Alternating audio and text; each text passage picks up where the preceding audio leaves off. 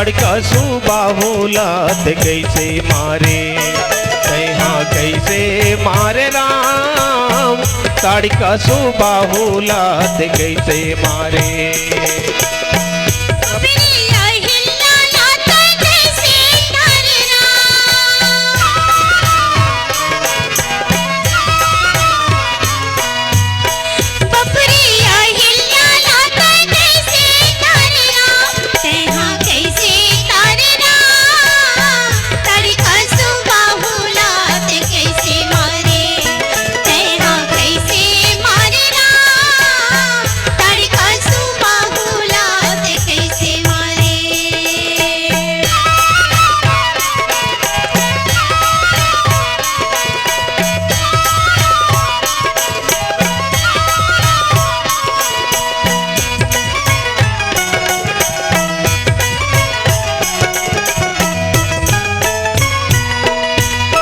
जनकपुर गली लगे डरी डरे राम,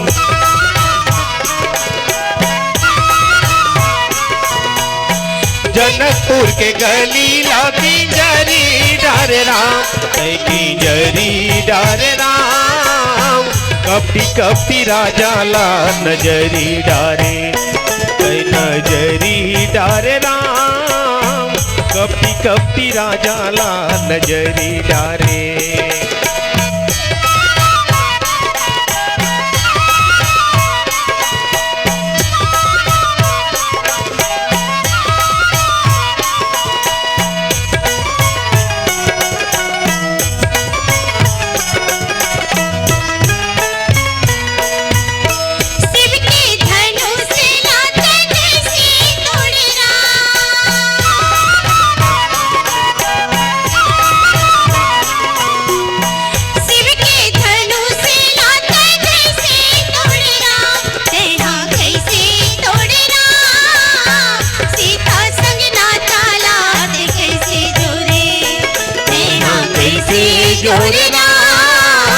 सीता संग नाता याद कैसे जोड़े।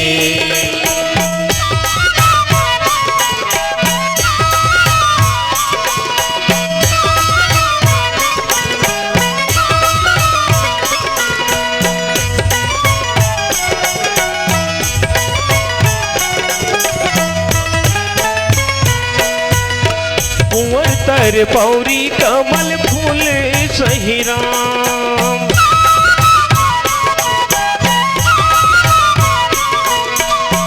कुंवर तर पौरी कमल फूल सही राम, कमल फूल सही राम, जंगल के रसता त्रिशूल सही, त्रिशूल सही राम, जंगल के रसता त्रिशूल सही।